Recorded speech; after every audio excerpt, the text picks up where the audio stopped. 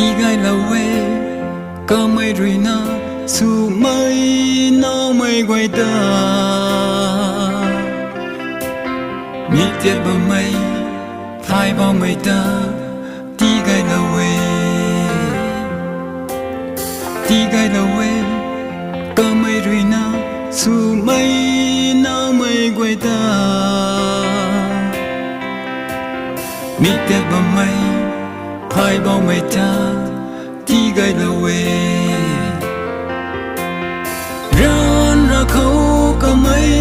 khá la we xoang tông khâu có mấy khá la we ran ra khâu có mấy khá la we có mấy khá la we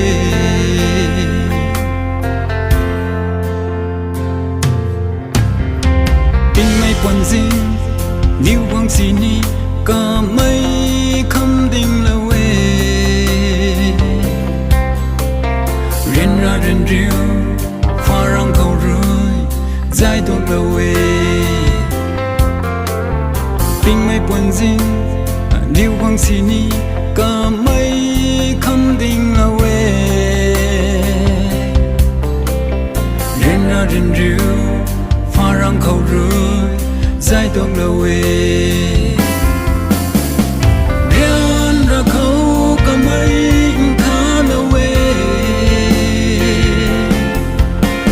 xoang tông khâu có mấy khá là quê riêng ra khâu có mấy khá là quê có mấy khá là quê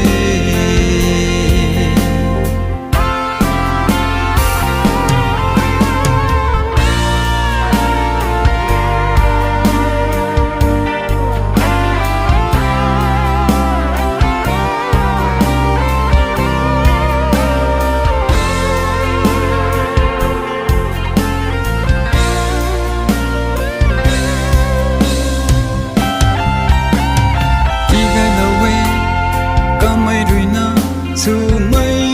nó mấy quay ta mi tiệt bao mấy phải bao mấy ta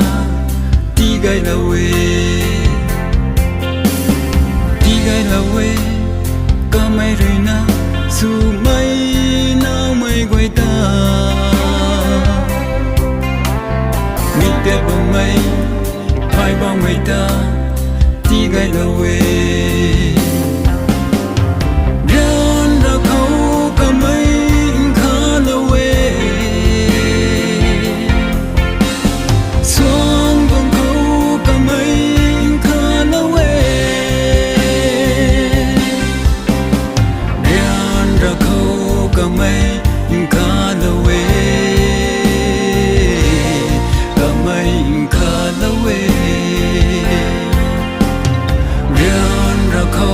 có mấy khá là quê có mấy khá là quê